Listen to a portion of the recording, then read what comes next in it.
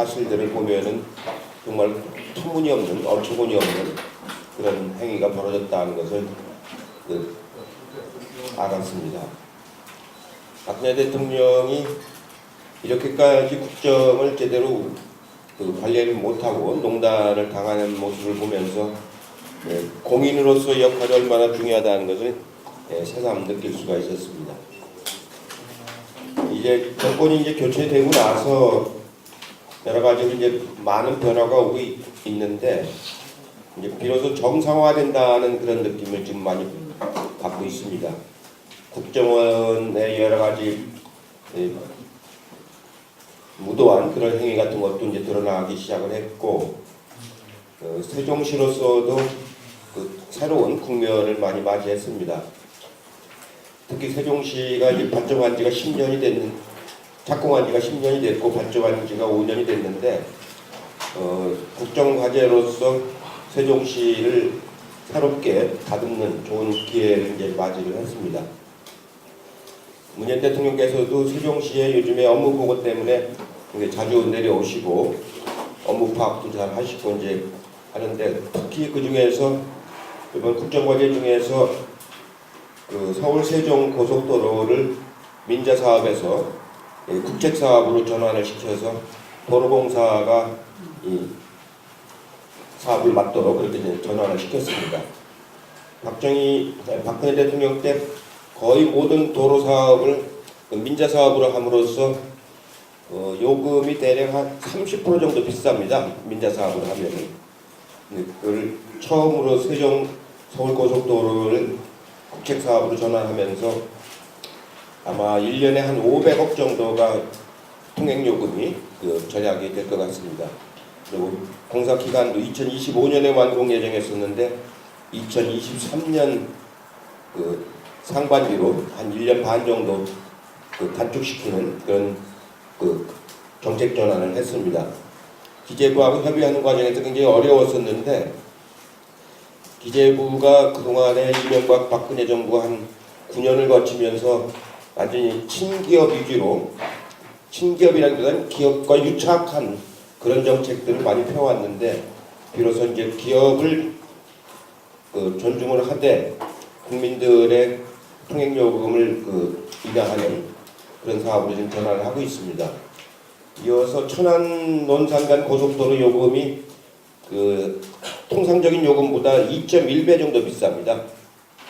지금 4,500원 받아야 할 곳이 9,300원 정도 이렇게 받고 있어가지고 그것도 인하하는 쪽으로 지금 국토부하고 협의를 하고 있습니다.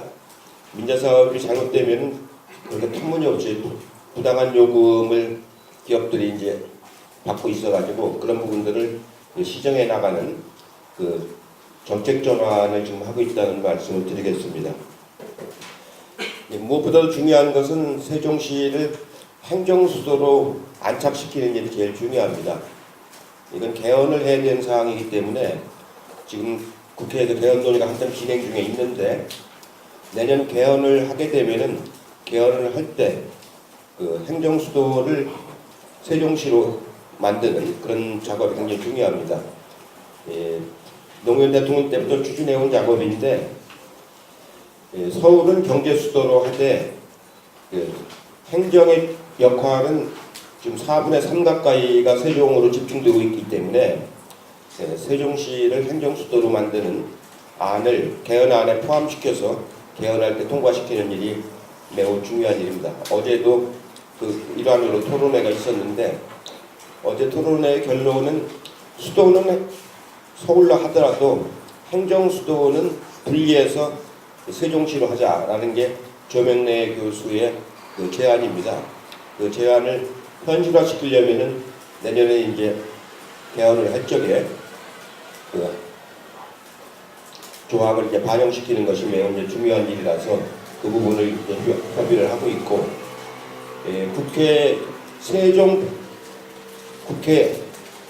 여의도에 국회의사당을 2대, 세종시에 와 있는 각 부처들의 상임위 활동은 세종시에서 할 수 있도록 세종 국회, 분원이라고 그동안에 표현해 왔는데, 분원이라는 표현보다는 오히려 세종국회, 국회 세종, 이런 표현을 써서 만든 일을 지금 국회하고 행복청하고 협의를 해서 지금 용역을 발주를 했습니다. 아마 금년 11월쯤 이제 그 결과가 나올 것 같은데 그 결과를 가지고 내년부터 그 세종의 국회의사당을 만드는 일을 이제 진행을 하려고 지금 생각을 하고 있습니다. 이 두 가지가 이루어지면은 비로소 행정수도로서의 면모를 갖출 수 있는 아주 좋은 계기를 맞이한다고 생각을 하고 있습니다. 그 외에도 이제 이 지역의 여러 가지 사업들이 이제 진행이 되고 있습니다. 특히 연동면에 그 터널, 경부선 터널 파는 작업이 굉장히 어려웠던 작업인데 그 작업들이 작년에 이제 시작이 돼서 지금 진행 중에 있습니다. 그리고 세종시의 그 남쪽에 이제 횡단하는 그 차도 만드는 작업도 이제 지금 계획이 마무리가 돼서 연말쯤 이제 착공을 하도록 이제 진행을 하고 있고 여러 가지 이제 그 공약들을 이제 하나씩 시행을 나가도록 되어 있습니다. 그리고 이제 내년에 지방선거를 치르게 되는데 내년 지방선거 치를 때 여러 가지 그 세종 특별자치시에 맞는 그런 법률적 보완이 좀 필요합니다. 우선 의원 정수를 기본 단위인 19명, 지역구를 19명, 비례대표를 3명 해서 22명으로 늘리는 법 개정안을 지금 발의를 해서 지금 상임위에서 지금 논의 중에 있고 그 외에 지방 분권을 더 강화하는 그런 안도 같이 논의를 지금 하고 있습니다. 22명이 되면은 비로소 이제 상임위가 체계적으로 운영이 될 수 있습니다. 현재는 15명이라서 의원님들이 여러 복수로 상임위에서 활동하는 어려움이 있는데 22명이 되면 이제 좀 더 체계화될 수 있다고 생각합니다. 아마 내년 지방선거 때는 세종시 인구가 30만을 좀 넘을 것 같습니다. 31만 정도 될 것 같은데 그렇게 되면은 지금하고는 또 다른 그런 새로운 세종시의 모습을 많이 볼 수가 있을 것 같습니다. 대략 그런 정도로 제가 우선 먼저 말씀을 드리고 기자 여러분들께서 궁금하신 게 있으면 보충해서 말씀을 드리도록 하겠습니다. 그러면은 질의응답 시간을 갖고 가겠습니다. 질문하실 분들은 손을 거수로 해주시고 소속사와 성함을 말씀해 주시고 질의를 간단히 요약해서 질의해 주시면 감사하겠습니다. 예. 신기자들의 이명우 기자라고 합니다. 예. 처음에 말미에 오늘 말씀하신 말미에 세종시 인구가 내년도 지방선거 실패쯤 되면 30만이 넘어갈 것이다 라고 했고 그러면 이어서 있는 회의원 선거에서 선거구 분부가 될 텐데 그러면 지금 의원님께서는 분부되는 조치원 쪽에 지속 출마하실 건지 아니면 그 문제는 앞으로 한참 뒤에 얘기라서요. 이제 분구가 되는 거는 분명합니다. 여기 지난번 국회의원 선거 때가 28만을 기준으로 해서 이제 상한선을 뒀잖아요. 그러니까 현재가 27만입니다. 그렇기 때문에 이 다음 2020년 국회의원 선거 때는 지금 거의 40만 가까이 될 거기 때문에 이제 분구가 1순위로 분구가 될 텐데 그건 그때 가서 이제 판단할 문제지 지금 제가 말씀드린 건 아닌 것 같습니다. 네.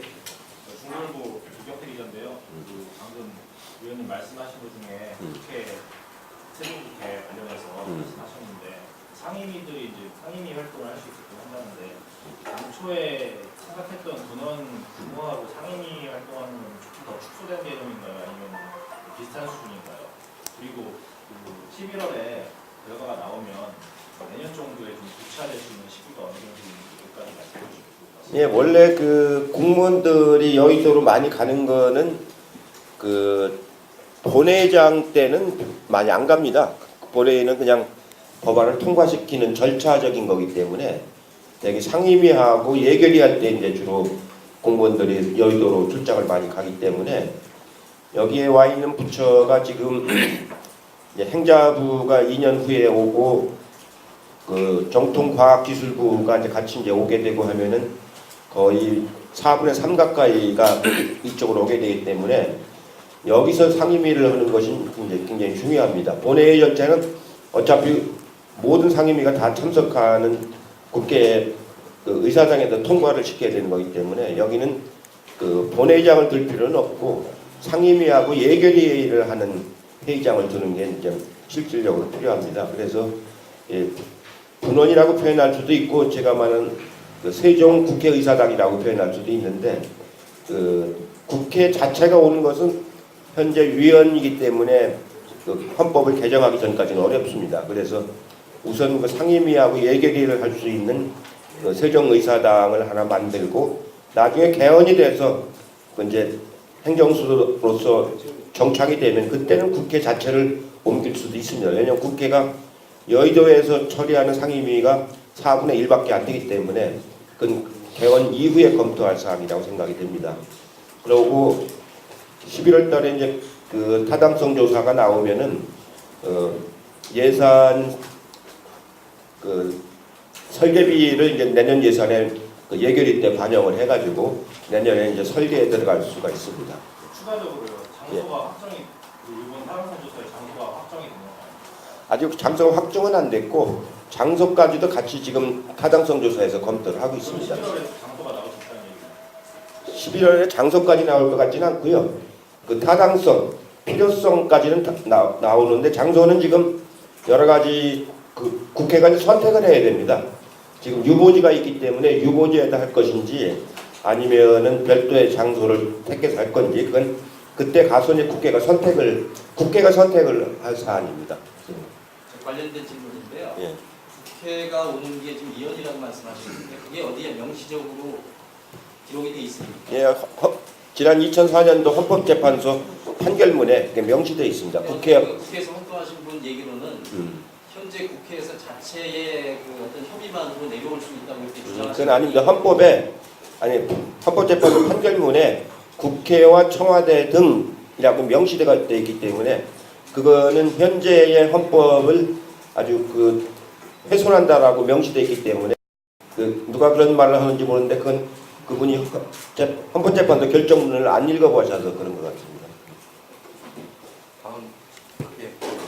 서울일보 송수화 기자입니다. 딴거 말고 현안에 대해서 여기까지 여쭤볼게요. 예? 현안에 예, 대해서 예. 여기까지 여쭤볼게요. 지난 총선 당시 3월 9일 날 9개 핵심 공약 발표했었어요. 예. 지금 보면 이제 많이 어그러진 부분이 있어요. 아직 많이 남았지만 예. 28일 날 대표적인 걸로 보행 터널 안정 일본 보행 터널 문제가 경제성이 없다고 이제 나왔는데 요거에 대해서 좀 공약을 그때 당시 하셨고 그다음에 공약 중에도 보면 20가지 어린이 병원 그다음에 이제 마을 도서관 등 공약이 지금 상당히 초반부터 많이 무너지는 것 같은 기미가 보여요. 그래서 이제 시민들이 이거에 대해서 그때 당시 총선 당시에 그 상황이 안 좋았던 그 시기에 그냥 공약을 남발한 거 아니냐, 처음부터 실현 불가능한 거를 너무 얘기한 거 아니냐고 이제 반발하시는 분이 있는데 이 세 가지의 공약에 대해서 어떻게 진행되고 있는지. 예, 공약은 이제 지금 그때 말씀드린 것들이 다 시하고 협의해서 만든 공약들이고 이제 시행을 해나가고 있습니다. 다만 이제 여러 가지 공약 중에서 그 여건상 좀 그 늦어지는 공약들이 좀 있죠. 그 보행터널 같은 경우는 보니까 그 옆에 그 저기가 주택들이 들어왔어요. 들어오려고 보니까 주택들이 이제 들어와가지고 새로 만든 주택들이 이제 많이 이렇게 들어왔는데 그 주택들하고 이제 협의 문제라든가 매수 문제 이런 문제가 있어갖고 그 지금 협의 중에 있고요. 24시간 아동병원 하는 것도 지금 그 우선은 충남대학교가 운영하는 맞으면 의료원 있지 않습니까? 거기서 지금 부분적으로 시행을 하고 있고요. 이어서 이제 충남도가 지금 도담동에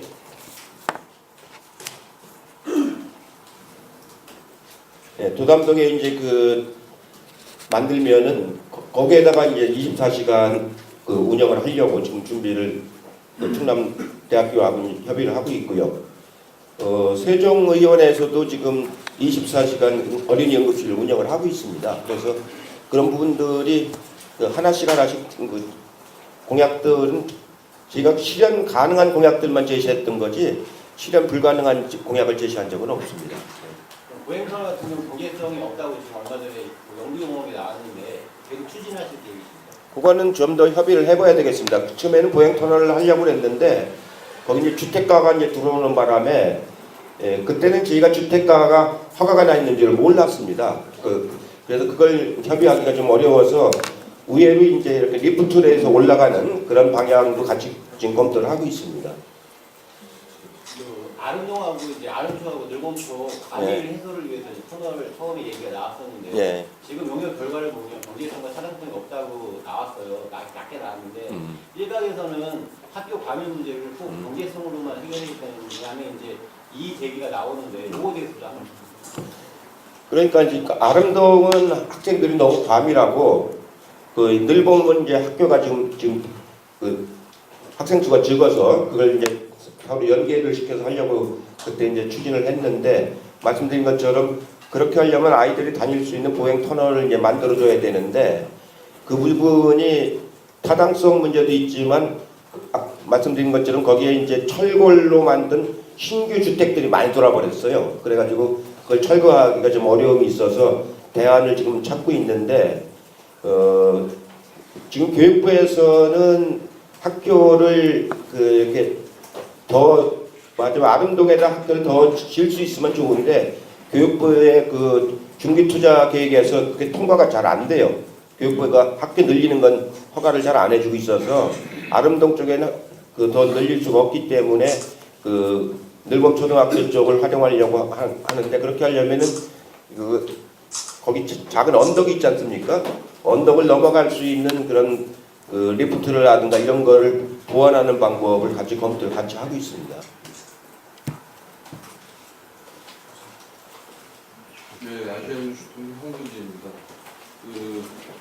하도 오랜만에 간담회를 하면서 질문이 한 3가지 요약이 될 것 같은데요. 방금 전에도 송승화 기자 질문한 내용하고 공약에 관해서 지난 총선 때 KTX 세종역 말씀을 하셨는데 그 문제 때문에 어제도 우리 토론회도 했지만 충청권에서 굉장히 갈등이 있었잖아요.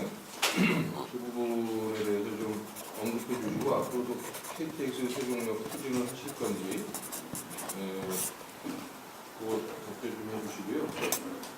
그 다음에 최근에 이춘희 시장 측근 비리에 관한 논란이 있었어요. 그 부분에 대해서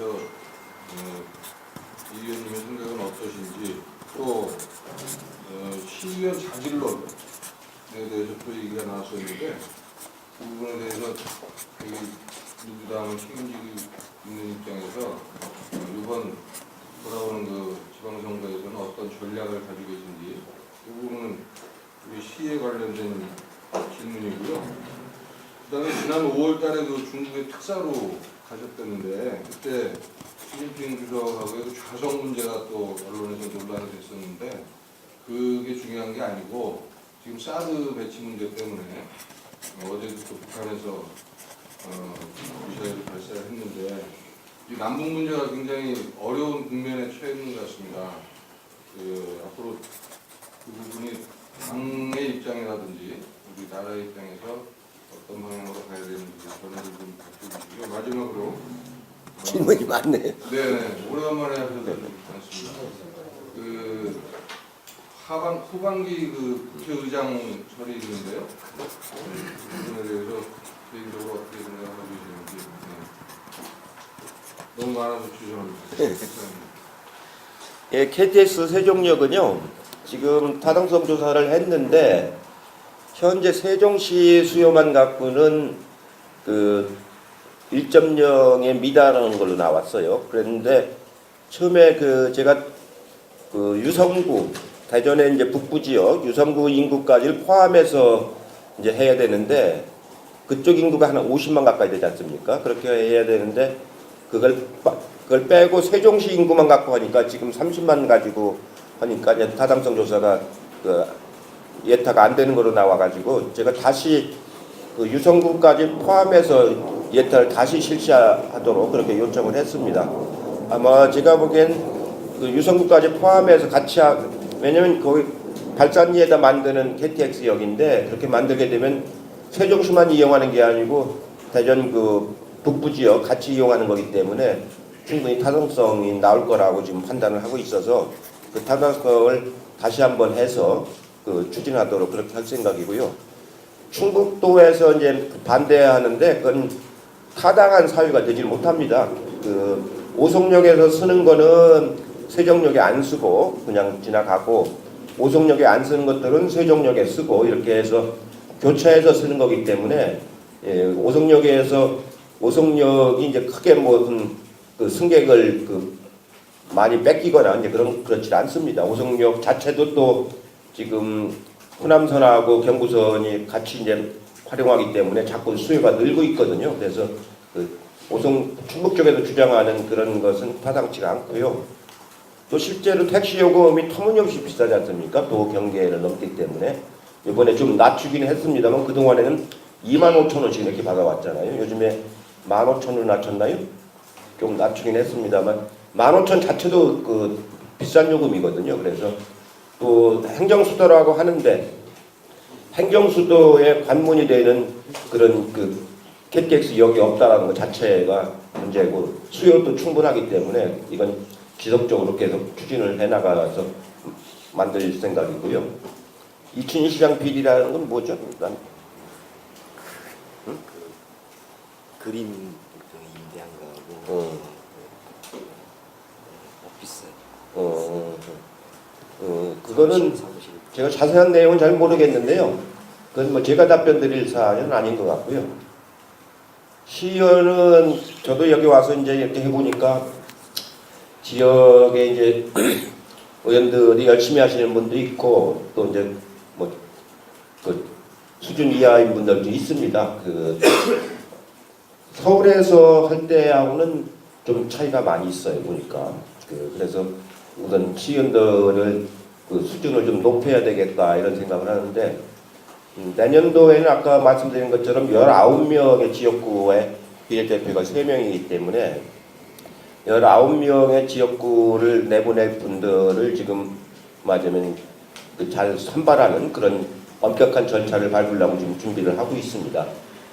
정치 아카데미도 하고 있고 여러 가지 이제 그 인재 발굴들을 많이 하고 있고 또 기본적으로 시의원으로서 역할을 할 수 있도록 교육을 또 이제 잘 시키는 게 중요한 일이거든요.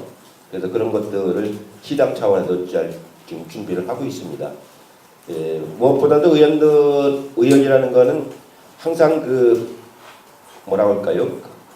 성실한 자세로 이렇게 자세가 중요한 거거든요. 그렇기 때문에 그런 우리 의원들 중에서 제가 보기에는 대부분의 의원님들은 그 상당히 성실하게 열심히 하세요. 몇몇 일부 의원들이 좀 문제가 있는 것이지 현재 우리 당 소속 의원들이 대체적으로는 민원 해결이라든가 의정활동이라든가 이런 걸 성실하게 지금 하고 계셔서 그분들을 더욱 이제 이렇게 잘 할 수 있도록 뒷받침을 해주고 새로 이제 신도시에는 이번에 이제 숫자가 많이 늘어납니다. 신도시에서 선출되는 의원들에 대해서 교육도 시키고 관리를 하는 그런 역할들을 시당에서는 충분히 하도록 하겠습니다. 중국에 제가 특사로 이제 이번에 다녀오고 그 후에 또 직하 회의에도 다녀오고 중국과 지속적으로 이제 협의를 하고 있습니다.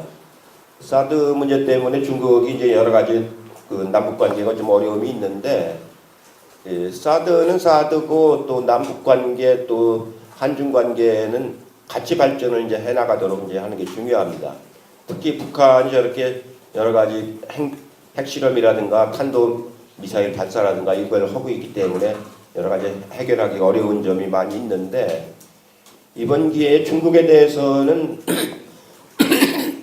무역 의존도를 좀 그 다각화시키는 게 필요하다고 생각합니다. 너무 중국에 그동안에 한 20년 동안 그 중국 시장을 상대로 해서 무역 의존도가 높다 보니까 지금 한 25% 수출의 한 25% 가까이 중국의 의존도가 높다 보니까 우리로서도 중국에 너무 의존하는 그런 게 있습니다. 그래서 이런 기회를 통해서 동남아라든가 중동이라든가 이런 쪽으로 좀 더 다각화를 시켜서 어차피 의존도가 높으면은 중국한테 언제나 이런 맞으면 어려움을 처할 수밖에 없습니다. 그런 것을 다각화를 시켜서 문제를 해결해 가면서도 한중 관계는 또 한중 관계대로 또 발전을 시켜나가는 그런 노력을 계속할 필요가 있고, 북한도 저렇게 대화로 나와야지 저런 식으로 핵실험이라든가 미사일 발사를 가지고 미국을 상대로 해서 어떻게 보면 전쟁은 아닙니다만 긴장을 고조시키는 그런 행위를 계속할 수는 없다고 생각을 합니다. 실제로 미국과 북한도 비공식적으로는 지금 대화를 하고 있어요. 그러면서 형식 겉으로는 저렇게 지금 대결 국면을 지금 유지하고 있는데, 아마 제가 보기엔 비공식 대화가 어느 정도 성숙이 되면은 국면 전환이 이루어지리라고 보고, 우리도 그런 국면 전환이 이루어지도록 우리 정부도 북한과의 관계를 개선해 나가는 게 굉장히 중요하다고 보고, 실제로 우리 경제가 앞으로 발전하려면은 이른바 북방 경제, 러시아라든가 북한이라든가 이쪽의 자원을 잘 활용하고 우리의 자본과 기술을 그쪽에 도입을 해서 그쪽의 자원을 잘 활용하는 그런 북방 경제가 우리 경제의 큰 활로 중에 하나입니다. 이 부분들을 하기 위해서라도 남북 관계를 발전시켜 나가는 게 매우 중요하다고 생각합니다. 하반기 국회의장 문제는 언론에서 여러 사람들이 거명도 되고 거론이 되는데, 그건 의원들이 이제 요즘엔 선출을 합니다. 우리 당 의원들이, 우리가 다수당이기 때문에 되게 이제 우리 당 쪽에서 국회의장이 나올 가능성은 높은데, 되게 그것은 우리 당 소속 국회의원들이 이제 맞으면 내년 5월달에 선출을 하는 거기 때문에 의원들의 뜻에 따르는 것이 당연한 거라고 지금 생각을 하고 있습니다.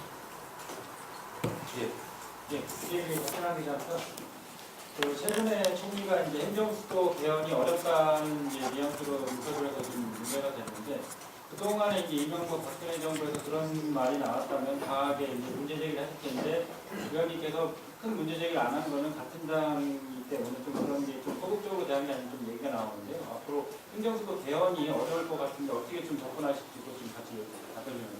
예, 이낙연 총리가 말씀하신 거는 본인의 뜻이 이제 그렇다는 뜻은 아니고요. 일반적인 국민들이 행정 수도로 개헌하는 것이 어렵지 않겠느냐는 일반적인 여론을 얘기한 건데, 실제로 국회에서 여론조사를 해보니까 세종시를 행정수도로 한다는 것에 대해서 의견이 49대 44 정도로 팽팽합니다.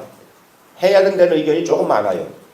49 정도로 조금 많고, 안 해야 된다는 의견도 44 정도 되기 때문에 서로 이제 팽팽하다고 이제 봐야 되는 거거든요. 일반적으로 가령 70대 30 이렇게 나오질 않고 49대 44 정도 나오기 때문에 여론은 팽팽하다고 봐야 되는데, 그걸 이제 이낙연 총리가 이제 말씀하신 거라서 우리가 꾸준히 더 노력을 어제와 같은 건 토론회라든가 필요성이라든가 이런 걸 더 꾸준히 노력을 이제 해야 됩니다. 전에 이제 이명박 정부 때도 그렇고 이명박 대통령이 서울시장 할 적에 행정수도를 세종시로 옮기면 서울이 무슨 공동화가 된다, 집값이 막 폭락을 한다고 많이 악선전을 많이 해놨기 때문에 아직도 그 영향이 좀 미치고 있는 건 사실입니다. 그러나 실제로 여기로 행정기관들이 온다고 해서 서울의 집값이 무슨 영향을 받았습니까? 전혀 영향을 받지 않았는데도 그런 악선전을 해놨기 때문에 그런 여론이 좀 나옵니다. 그런 점들을 꾸준히 더 설득을 하고, 어차피 행정기관들이 여기로 다 와 있는데 그걸 이렇게 분산시켜 놓는 것이 효율상 타당치가 않거든요. 그렇기 때문에 그런 부분들을 좀 더 국민들을 더 설득을 하고 설명을 해서 행정수도를 완성하는 쪽으로 개헌 때 더 방향을 잡아야 된다고 생각을 하고 있습니다. 어제 김부겸 행자부 장관이 라디오에서 텔레비전 나와서 인터뷰를 하는 걸 보니까 오히려 주무장관인 행자부 장관은 2년 내에 행자부까지 다 옮기겠다. 그리고 행정수도로 정착시키는 것이 오히려 현 정부의 기본 입장이다라는 걸 어제 분명히 행자부 장관이 인터뷰를 했습니다. 네, 이름 쓰시지? 아니 저 뒤에 이름 쓰신 분 약간 예, 대전일보 원탁 기자입니다. 의원님이 대표 발의하신 14가지 자치사무 관련해가지고 행복청하고 세종시하고 거의 의견이 교인이 된 듯한데 의원님 보고받은 거 있으면 말씀 좀 해주십시오. 예, 아마 조만간에 행복청에서 발표를 할 겁니다. 그 업무 중에서 이제 일반적인 자치 업무는 세종시로 이관을 하고 도시계획에 관련된 거는 그 행복청에 존치를 하고 건축 허가라든가 이런 부분들은 이관은 하되 1년 동안 지금 이제 진행 중에 있는 것들이기 때문에 1년 동안 유예 기간을 둔 뒤에 시 업무로 이관하는 걸로 그렇게 하고 상호간에 그 건축 허가를 이관을 하더라도 그 건축 허가 과정이라든가 이런 거에 행복청이 의견을 낼 수 있도록 그런 의견 개진권을 주고 또 도시계획 부분은 그 행복청에 두되 도시계획위원회에 시청이 참여할 수 있도록 그렇게 상호간에 소통을 하는 그런 협의로 이제 거의 논의가 마무리가 됐습니다. 그렇게 해서 아마 이번 주 내로 그 행복청에서 공식적으로 발표를 할 예정입니다. 그 대정현실 박우석 기자인데요. 그 내년 지방선거에서 좀 민주당 쪽에서 대략 몇 석 정도 차지할 것인지 좀 예상치 한번 좀 말씀 좀 해주시고요. 그리고 하나 더 추가로 그 중앙공원 관련해서 예전에 이 의원님께서 좀 여러 가지 공약도 하셨는데 그 논의가 그렇게 매끄럽지는 않은 것 같더라고요. 근데 그 과정에서 이 의원께서 좀 어느 정도 역할론을 해주셨어야 되는데 좀 그냥 방관하고 있지 않느냐 이런 여론도 좀 많이 나오고 있거든요. 이 부분에 대해서 한 말씀 부탁드리겠습니다. 내년에 이제 그 19개 지역구와 이제 비례대표가 3명인데요. 비례대표는 5% 이상을 얻는 당한테 하나를 먼저 줘야 되기 때문에 비례대표는 각 당이 하나씩 차지할 가능성이 높고요. 그러니까 비례대표에서는 우열이 나눠지지가 않고 19개 지역구인데 그 중에서 이제 몇 개를 차지하느냐 하는 건데 이제 9개, 10개를 이제 이상 얻어야 우리가 과반수가 되는 거 아닙니까? 그러니까 최저 10석 이상은 얻어야 이제 되는 건데 이제 현재로 봐서는 당 지지도라든가 뭐 여러 가지를 감안하면은 저희가 과반은 넘기지 않을까 그렇게 지금 생각을 하고 있고요. 그 다음에 이제 그 중앙공원 부분은 이제 시민단체하고 환경단체 간에 아주 그 주장이 서로 이렇게 막 충돌이 아주 강합니다. 거기 면적으로 어느 정도 할 거냐를 놓고 시민단체는 아예 그걸 다 없애자 습지와 이런 거를 다 없애자 그런 주장까지도 하고 있고 또 환경단체는 그 면적을 더 가능한 많이 하자 그런 입장을 가지고 있는데 저는 원래 그 안을 만들 때 거기가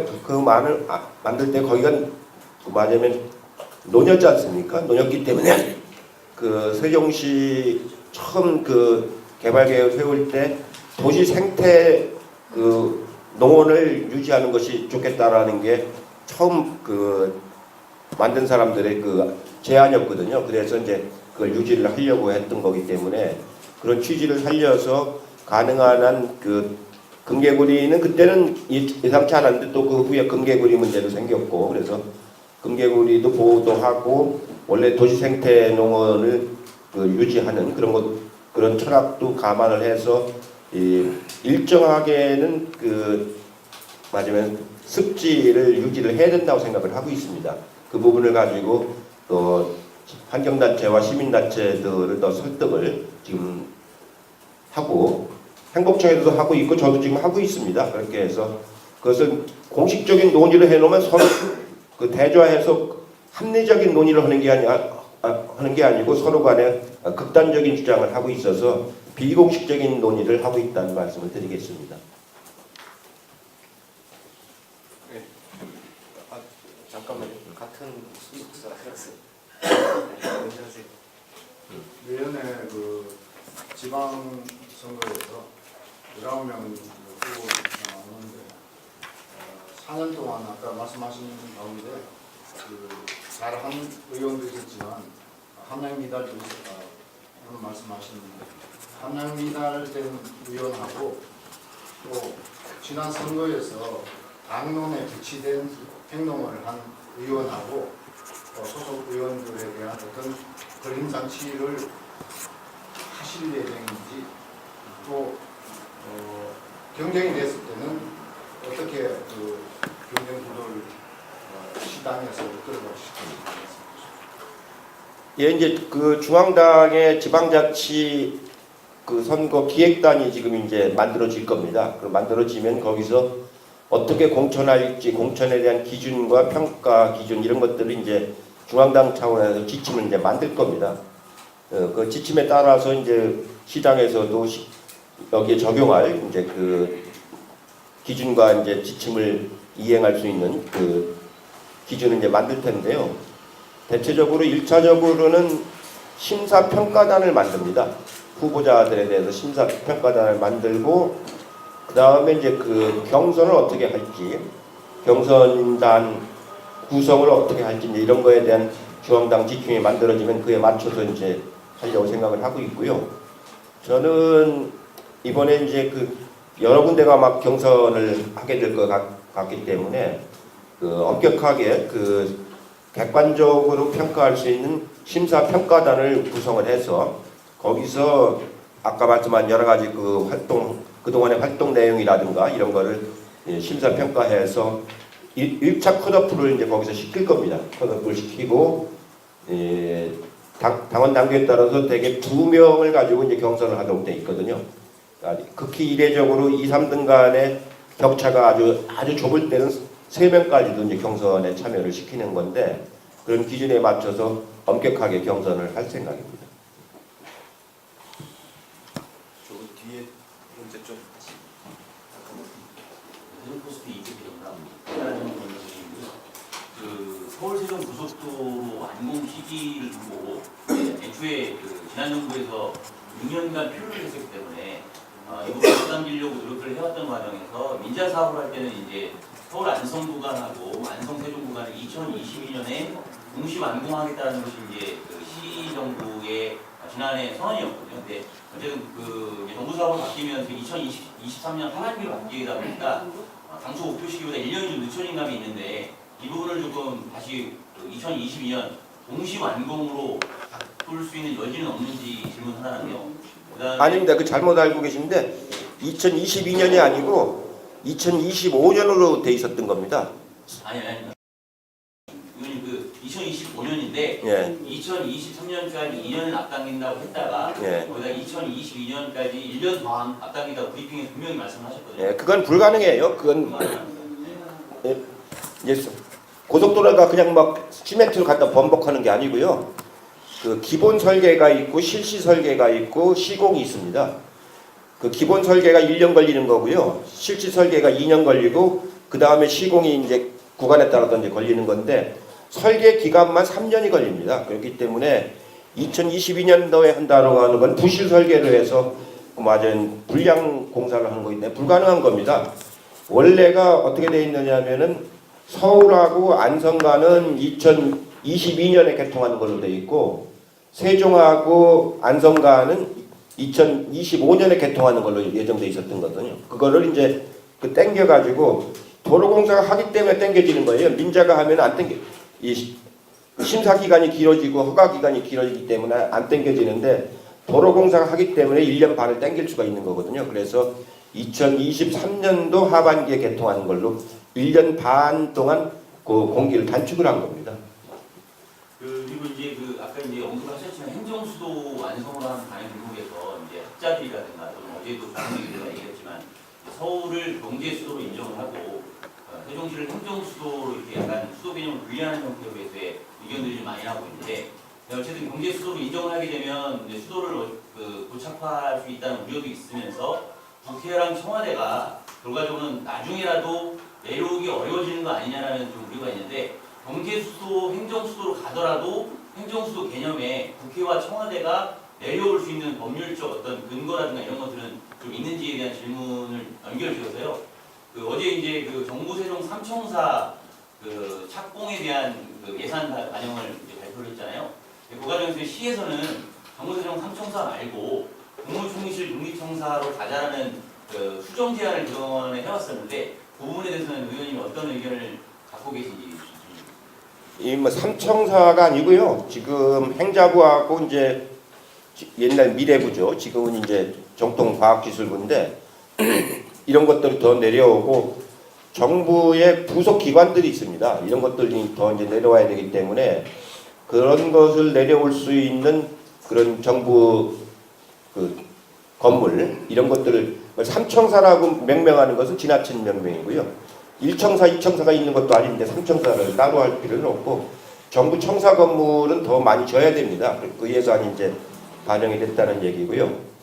예, 국무총리실이 지금 청와대 아니 세종시에도 있고 지금 광화문에도 있고 이제 그렇게 됐는데 또 지금 그 국무총리실을 더 지을 필요가 있는가는 좀 검토를 해봐야죠.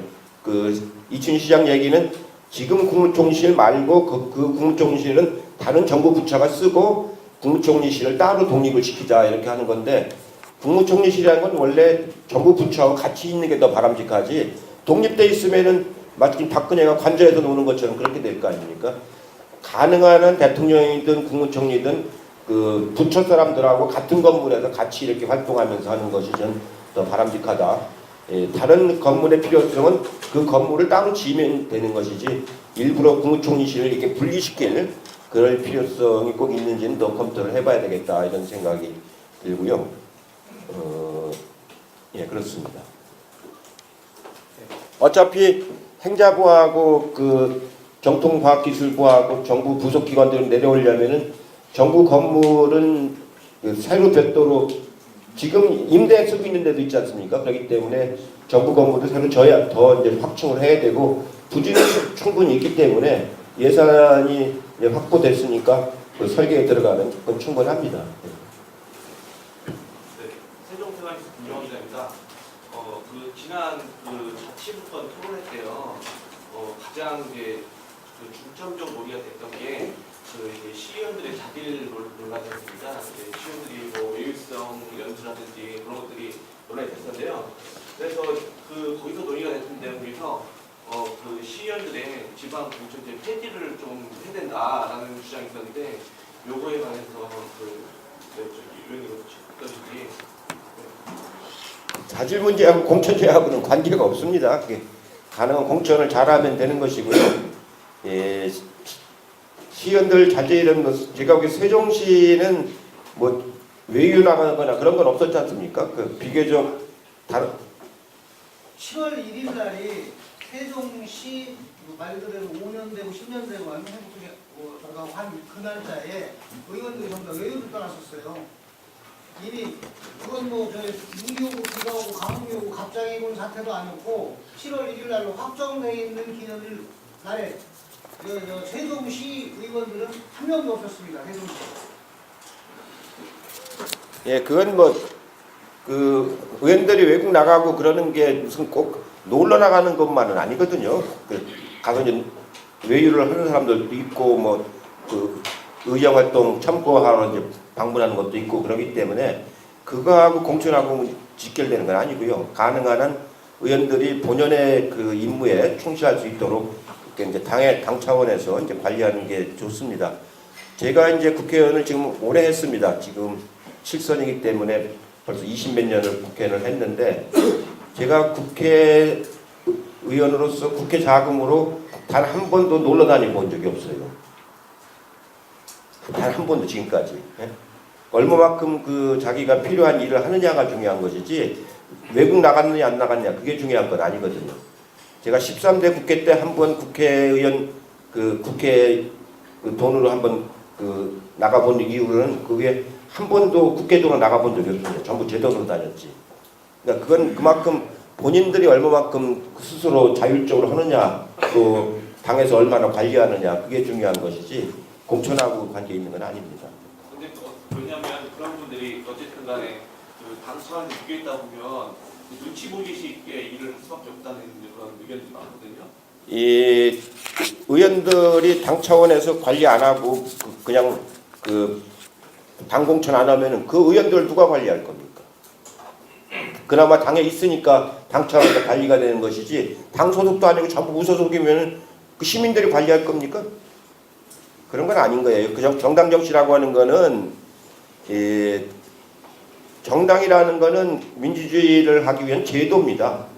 그리고 그 시의원이든 국회의원이든 그것은 그 각 정당에 맞으면 그 뿌리거든요. 뿌리. 그게 없으면은 정당이 발전할 수가 없는 거예요. 시의원, 국회의원 하나 덜렁 있어가지고 어떻게 그 정당이 이 지역에서 그 뿌리를 내리고 주민들하고 호흡을 할 수가 있겠습니까? 시간이 많이 경과되었으니까 질문 안 하신 분 중에서 한두 분만 제가 좀 먼저 선택해 충청 투쟁이 경쟁자인데요. 정부에서 굳이 발표는 안 한 걸 알겠는데 그 해양경찰청 인천 입장선에 대해서 원래 해양경찰청은 원래가 건물이 인천에 있습니다. 지금 인천에 있고 해양경찰청을 어디다 소속하느냐만 가지고 지금까지 이렇게 정부 때마다 이렇게 변해온 거기 때문에 어디로 가든지 간에 그건 인천에 이미 있는 거기 때문에 옮기거나 그러는 게 아닙니다. 해양경찰청 본청 건물이 인천에 있습니다. 소속만 바뀌는 거지 그 어디로 옮겨가거나 그런 건 아닙니다. 나온 얘기들이 이전을 하면은 추가 이전 비용이 들어가고 예? 다시 추가 이전 비용이 나온다는 그런 거죠. 이전하는 게 아니라니까요. 경찰청 건물이 인천에 있다니까요. 소속 기관 소속을 그게 이제 그 해수부로 하느냐 옛날처럼 그 국민안전처로 하느냐 그 상위 소속 기관만 달라지는 거지 경찰청 자체가 이전하거나 그런 건 아닙니다. 해양경찰청 건물이 인천에 한 15층 정도 되나요? 그 인천에 전체가 다 인천에 있습니다 지금. 현재만 바뀌는 거예요. 그 뭐 건물이 이전하거나 사람이 옮겨가거나 그런 게 아니고. 세종마수 이경입니다. 거의 마무리 같은데요. 가벼운 질문 드리겠습니다. 그 의원님 총선 기간 동안에 팟캐스트 이용하셨었고요. 출연하셨고요. 그리고 지난 총선 때 진행을 하시면서 또 여러 차례 팟캐스트에 출연하셨는데 아마도 우스갯소리로 의원님 별명이 바뀌어야 된다는 말씀이셨어요. 그 전에 두 글자는 별명이 바뀔 정도로 굉장히 온화한 모습을 많이 보여주셨습니다. 그래서 최소한 그 어느 형식이라서라도 지역 언론 매체하고 자주 소통하실 의향이 없으신지 여쭤보겠습니다. 예, 그동안에 여러분들 못 만나서 저도 이제 좀 대단히 죄송하게 생각을 하는데요. 그동안에 사실 좀 경황이 없었습니다. 아까 말씀드린 것처럼 그 작년에는 촛불 집회 때문에 그랬고 금년에는 이제 대선 치르느라고 하고 그랬고 그 경황이 없고 또 대선 끝나고도 맞으면 그 중국 투사라든가 몽골이라든가 이런 데 업무 때문에 다니느라고 경황이 없었는데 앞으로 아주 급한 건 이제 조금 이제 지났습니다. 금년 말 정기국회만 지나고 나면은 조금 이제 시간의 여유가 이제 있을 것 같습니다. 앞으로 여러분들 가능한 자주 만나서 말씀드리도록 그렇게 하겠습니다. 질의응답은 이것으로 종료를 하고 아니 기자분들 많이 오셨는데 계속 중국에서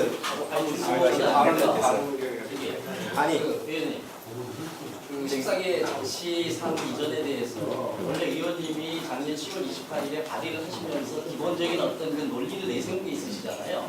근데 이번에 기본적으로 행복청하고 시하고 나름대로 이제 실무선에서 정리를 해서 업무를 나눴다는 말이죠. 그러면 기존의 의원님께서 그 논리로 주장하신 부분이 어떻게 보면은 무너진 거 아니겠습니까? 아니 제가 논리로 주장한 게 그대로 관철된 겁니다. 그러면은 자치행정 업무는 시로 이관을 하고 국가 업무만 행복청이 하도록 하겠다고. 거기서 보시면은 예. 기본 계획, 개발 계획, 실행 계획이 있는데 그건 도시계획 업무가 하기 때문에 그건 국가계획 업무고요. 그건 국가 업무입니다. 행복청 고유의 업무고 제가 얘기한 게 자치행정 기능을 시로 이관해서 시민들이 혼선을 빚지 않도록 하겠다 이제 그렇게 얘기한 건데 그 법안 발의하시는 부분에 보면 예. 구체적으로 14개 사무에 대해서 조목조목 그 말씀을 하셨거든요. 거기다 예. 이제 그 명시가 돼 있거든요. 제거할 부분하고 예. 거기에 보면은 그 행복청이 예. 행복청이 하는 일에 14개 그 업무 자체를 이쪽으로 다 이관하는 걸로 돼 있거든요. 개발계획도 그렇고 이게 보면. 예, 도시계획 업무는 아니에요. 도시계획 업무는 왜냐면 도시계획 업무는 국가 업무이기 때문에 위임을 받든가 해야 되는 거지 시로 이관할 수 있는 업무가 아니거든요. 거기에 의하면 지금 그 기본계획하고 개발계획은 그쪽에서 하고 예. 실제적으로 그러면 공사를 하는 그 주체가 건설하는 주체가 그러면은 세종시가 되는 겁니까 아니면은 행복청이 되는 겁니까? 그건 1년 후에 세종시로 이관을 한다니까요. 1년 예, 건축허가에 관련된 거는 이관은 기본적으로 하되 지금 시행 중에 있고 준비 중에 있는 게 있기 때문에 1년 후에 그 시로 이관한다니까요. 좀 더 많은 분들이 더 많은 질문을 하셨으면 좋겠지만 시간 관계상 지금장은 여기서 마치도록 하고요. 더 궁금한 사항들이 있으시면은 저희 의원실로 연락을 주시면은 언제든지 팩트에 충실해서 성실하게 답변하도록 하겠습니다. 마지막으로 예전에 마무리 말씀을 듣고 예, 오늘 아주 질문이 굉장히 많아서 여러분들 궁금하신 게 많았던 것 같은데요. 뭐 오랜만에 하니까 뭐 당연히 뭐 그럴 거라고 생각을 합니다. 예, 저도 이제 여기 와서 지금 5년째인데요. 그동안에 여러 가지 맞으면 쌓여있던 민원들이 큰 것들이 많았습니다. 근데 얼추 이제 되게 큰 것들은 해결이 되고 요즘에 나오는 민원들은 좀 이제 좀 작은 민원들이 그렇게 이제 제기돼 있어서 꾸준히 이제 해소를 시켜 나가도록 하고 있습니다. 예, 세종시가 이제 큰 방향은 이제 잡았습니다. 큰 방향은 잡고 앞으로 이제 좀 더 이걸 더 어떻게 더 뭔가 질적으로 더 성숙을 시킬 거냐 하는 그런 문제가 남아 있습니다. 특히 이제 대학이라든가 기업을 잘 유치를 해서 지금보다 저 4구역 같은데 이런 데를 더 발전시키는 문제, 또 5구역 보건의료 지역을 더 발전시키는 문제, 6구역 첨단 산업단지를 발전시키는 문제 이런 것들이 앞으로 이제 더 이제 큰 문제로 지금 남아 있습니다. 이런 부분들을 시청하고 행복청하고 LH공사하고 협의를 해서 또 이제 성숙시켜 나가도록 노력을 하겠습니다. 여러분 고맙습니다. 스스로 예천의 기자회견을 마치도록 하겠습니다. 고맙습니다.